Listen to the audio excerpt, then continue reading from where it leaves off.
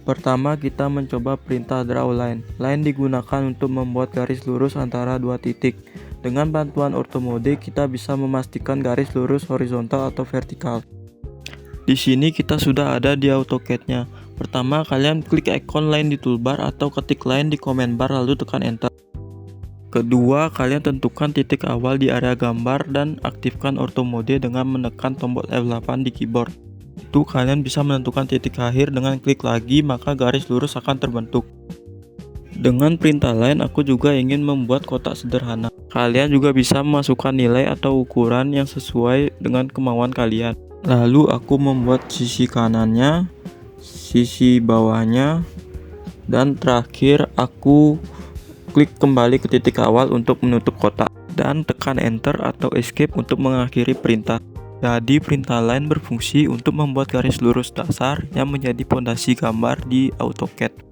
Setelah tadi kita membuat kotak dengan line, sekarang kita coba perintah polyline. Polyline digunakan untuk membuat beberapa segmen garis yang saling terhubung dalam satu objek. Pertama, klik ikon polyline di toolbar atau ketik polyline di command bar lalu tekan enter. Tentukan titik awal di sudut kiri bawah kotak. 3. Gerakan kursor ke kanan lalu masukkan nilai yang kita inginkan dan tekan enter.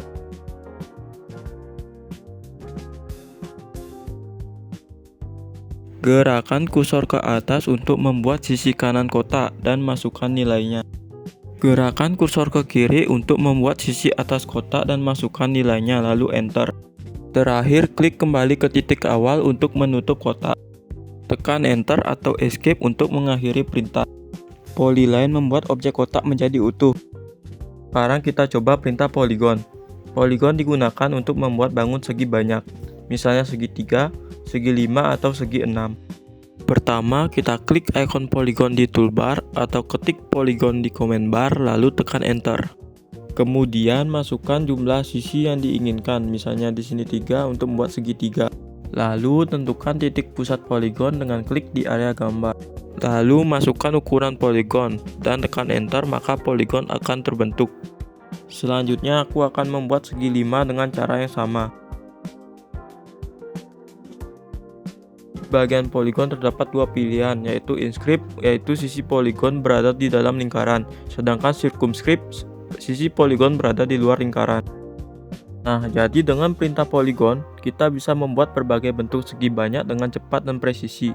Sangat berguna untuk desain teknik maupun ilustrasi geometris. Sekarang kita coba perintah arc. Arc digunakan untuk membuat garis lengkung, yaitu bagian dari lingkaran yang sering dipakai untuk desain teknik. Pertama, kalian klik ikon arc di toolbar atau ketik arc di command bar lalu tekan enter. Di sana terdapat berbagai metode, misalnya start center end, start center angle. Pilih sesuai kebutuhan. Di sini aku milih start center end. Lalu kalian tentukan titik awal dan titik kedua sebagai arah lengkung dan titik ketiga sebagai titik akhir lengkung. Maka terbentuklah sebuah arc. Kemudian aku ingin mencoba start center angle. Caranya mudah. Kalian tinggal tentukan titik awal dan titik keduanya, lalu tentukan radiusnya, maka otomatis arc akan terbentuk. Jadi dengan perintah arc, kita bisa membuat lingkungan halus yang menjadi bagian dari lingkaran. Lanjut ke rectangle. Rectangle adalah perintah cepat untuk membuat kotak atau persegi panjang tanpa harus menggambar garis satu persatu. Pertama, klik ikon rectangle di toolbar atau ketik rectangle di command bar lalu tekan enter.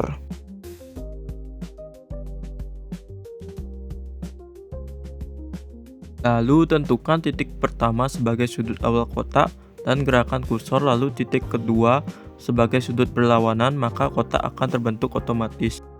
Kita juga bisa memasukkan ukuran panjang dan lebar secara langsung di command bar untuk hasil yang lebih presisi.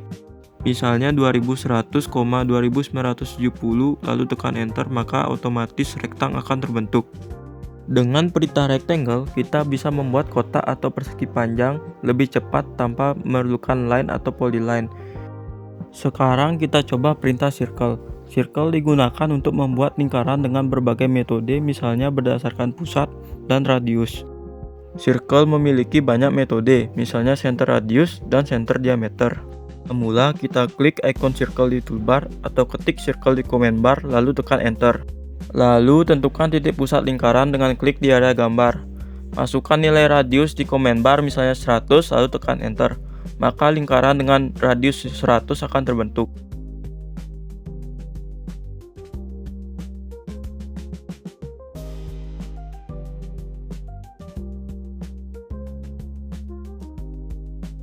Selain radius, kita juga bisa membuat lingkaran dengan diameter. Caranya pilih opsi diameter, lalu masukkan nilai yang diinginkan. Dengan perintah circle, kita bisa membuat lingkaran dengan cepat dan presisi. Sekarang kita coba perintah ellipse. Ellipse digunakan untuk membuat bentuk oval atau lingkaran memanjang. Ellipse ada 3 pilihan, yaitu ada center, axis end, dan ellipse arc. Pertama, klik ikon ellipse di toolbar atau ketik ellipse di comment bar lalu tekan enter. Lalu tentukan titik pertama sebagai ujung sumbu utama ellipse. Lalu masukkan nilai panjangnya misalnya 200 dan masukkan nilai lebarnya misalnya 50. Maka terbentuklah sebuah ellipse.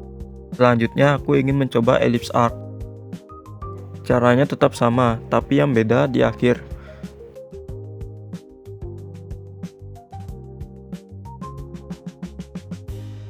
Setelah ellipse terbentuk, kalian bisa menggeser kursor kalian untuk membentuk lengkung dari ellipse-nya. Dengan perintah ellipse, kita bisa membuat bentuk oval dengan presisi. Lanjut ke perintah cloud. Cloud digunakan untuk membuat garis berbentuk awan yang biasa dipakai untuk menandai area revisi atau bagian penting pada gambar. Pertama, kalian klik ikon revision cloud di toolbar. Di sana ada pilihan, ada rectangular, poligonal, dan freehand. Atau ketik rev cloud di comment bar lalu tekan enter. Di sini kalian bisa menentukan ukuran awan dengan mengklik arc length-nya. Misalnya di sini 10.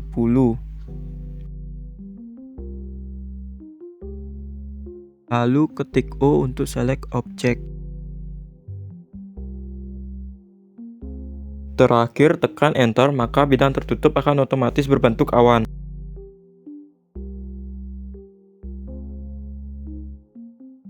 Cara yang sama juga dilakukan pada objek lingkaran. Dengan perintah rev cloud, kita bisa menandai bagian gambar yang perlu diperhatikan atau direvisi. Sekarang kita coba perintah Hex Pattern dan Gradient. Dua perintah ini dipakai untuk memberi arsiran atau warna gradasi pada bidang tertutup sehingga gambar lebih informatif dan jelas. Pertama, klik ikon Hex di toolbar atau ketik Hex di comment bar lalu tekan enter. Setelah itu, pilih pola arsiran dari Hex Pattern Palette, misalnya NSI 31 untuk garis miring standar. Lalu klik dalam bidang tertutup dan tekan enter, maka hex akan otomatis terbentuk. Lanjut ke gradient, kalian bisa klik ikon gradient di toolbar atau ketik gradient di comment bar lalu tekan enter. Di sini kalian bisa memilih gradient pattern yang ingin kalian gunakan dan pilih kombinasi warnanya. Terakhir, tekan enter untuk menyelesaikan, maka otomatis gradient akan terlihat pada bidang tertutup. Sekarang kita coba perintah spline. Spline digunakan untuk membuat garis lengkung bebas yang halus sesuai titik-titik yang kita tentukan. Ada dua jenis spline, yaitu spline CV dan spline fit. Pertama, aku akan menggunakan spline CV. Tentukan titik awal dan klik titik-titik berikutnya untuk membentuk jalur lengkung. AutoCAD akan otomatis membuat garis halus melewati titik-titik tersebut. Jika sudah selesai, tekan enter untuk mengakhiri perintah. Kemudian aku ingin menggunakan spline fit. Di sini aku akan memasukkan ukurannya dan menggunakan auto mode agar spline terlihat lebih rapi dan presisi.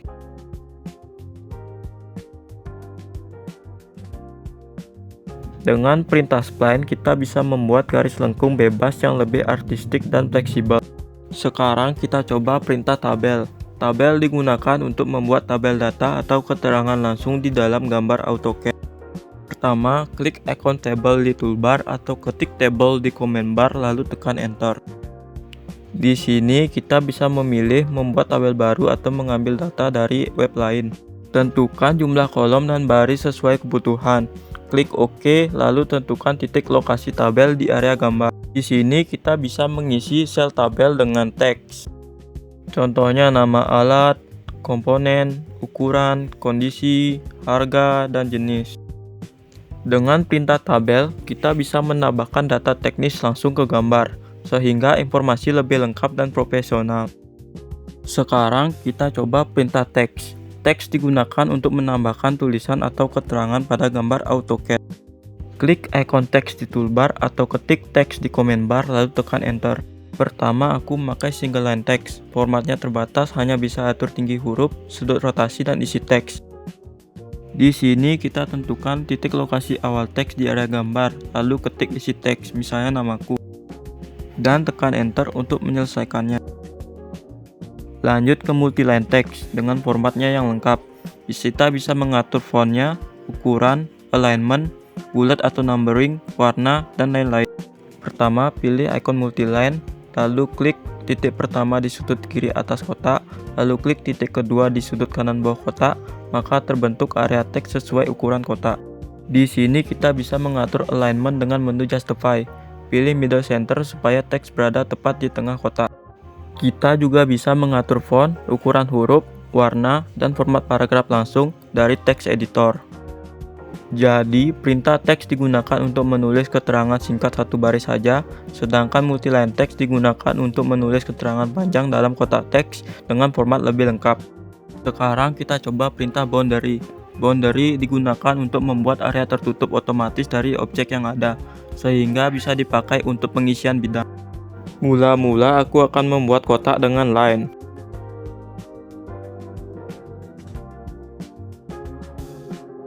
Lalu klik ikon boundary di toolbar atau ketik boundary di comment bar lalu tekan enter. Kemudian akan muncul dialog boundary creation. Pastikan opsi pick point dipilih.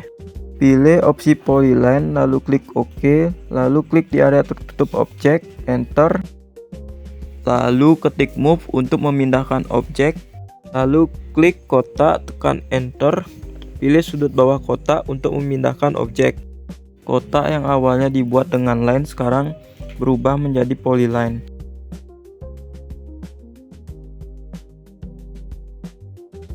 Sekarang aku memilih opsi region dengan langkah-langkahnya yang tetap sama. Dengan perintah boundary, kita bisa membuat batas area tertutup secara cepat tanpa harus menggambar ulang garis, sehingga pekerjaan lebih efisien. Perintah draw terakhir yaitu multiline. Multiline digunakan untuk membuat garis ganda paralel, misalnya dinding bangunan atau jalur kabel. Pertama, ketik M-line di comment bar lalu tekan enter. Di sini kita bisa mengatur justifikasinya, scale sama stylenya. Lalu tentukan titik awal dengan klik di area gambar. Klik titik berikutnya untuk menentukan arah garis. AutoCAD akan menggambar 2 atau lebih garis sejajar sesuai pengaturan default.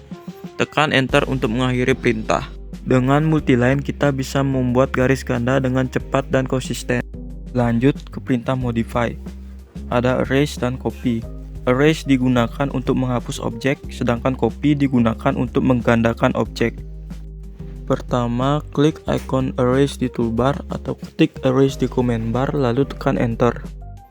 Pilih objek yang ingin dihapus lalu tekan enter, maka objek akan hilang dari gambar. Lanjut ke copy, kalian bisa klik ikon copy di toolbar atau ketik copy di comment bar lalu tekan enter. Pilih objek yang ingin digandakan lalu tekan enter.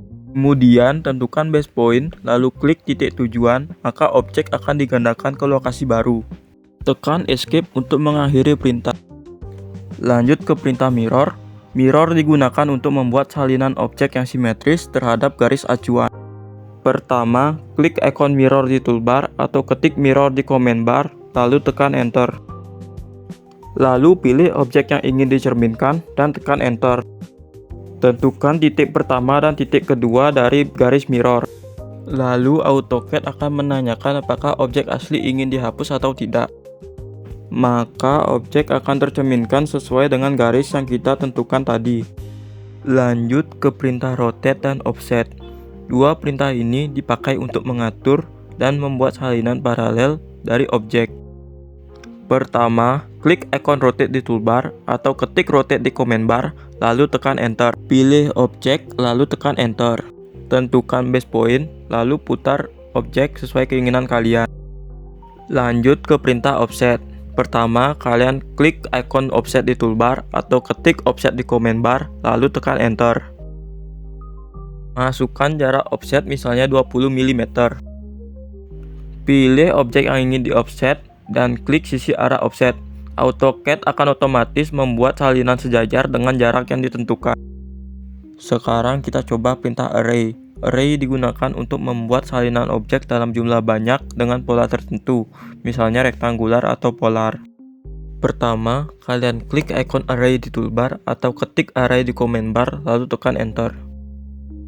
Pilih objek yang ingin digandakan, lalu tekan enter. Jika objek kotak, pilih opsi rektangular. Di sini kalian bisa memasukkan jumlah baris dan kolom, misalnya 10 baris dan 7 kolom. Lalu kalian bisa mengatur jarak antar baris dan kolom, misalnya 25 ke samping dan 20 mili ke bawah.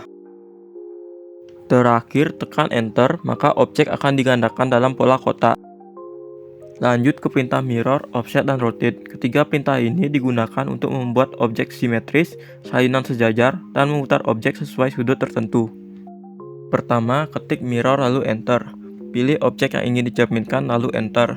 Kemudian, tentukan titik pertama dan titik kedua sebagai garis mirror. Objek akan dicerminkan sesuai garis tersebut.